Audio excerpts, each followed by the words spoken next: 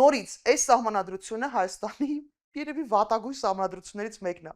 Դեպետ հիմնադիրները կամ հեղինակները այդպես չեն կարծում, բայց ինչ որ է։ Սա վատ սահմանադրություն է, բայց սա գոնե Հայաստանի հետ ինչ որ կապ ունեցող սահմանադրություն է։ Այն ինչ որ այս սրիկանի խումբը մեզ առաջարկում է, սա Ալիևի եւ Էրդողանի պարտադրած սահմանադրությունն է։ Ժողովուրդ, լավ, մենք գնալու ենք ընտրությունների ու ձայն տանք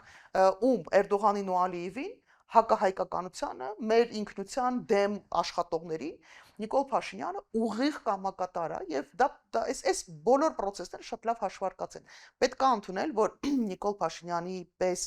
վատ իմաստով իհարկե, բայց լավ ոչ մեկ չի աշխատում։ Հետևողական, ամեն օրվա ռեժիմով ինքը մեզ տալիս է նարատիվներ, որոնք մենք ստիպված ենք լինում, բան ու գործներս թողած, աշխատանքներ, հանդիպումներ, քննարկումներ, մեր մտքերը, մեր նորարարությունները տրանսլյացիա անելու փոխարեն նստած դեգեներատ որոշումներ, հա, անբարոյական որոշումներ ու վարքագիծ են քննարկում ու դա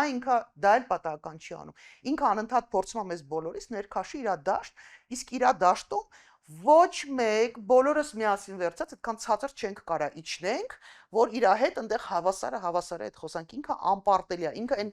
ռուսերեն բառ դնոյում այն ներքևն է ու ոչ մեկս այդքան չենք կարա իջնենք։ Ճիշտ է, Խանոմը ասում էր հələ պիտի կրթվեք, որ բարձրանաք մեզ հասնեք, մենք ձեր բանավիճեք, բայց Խանոմը ցույց տվեց, որ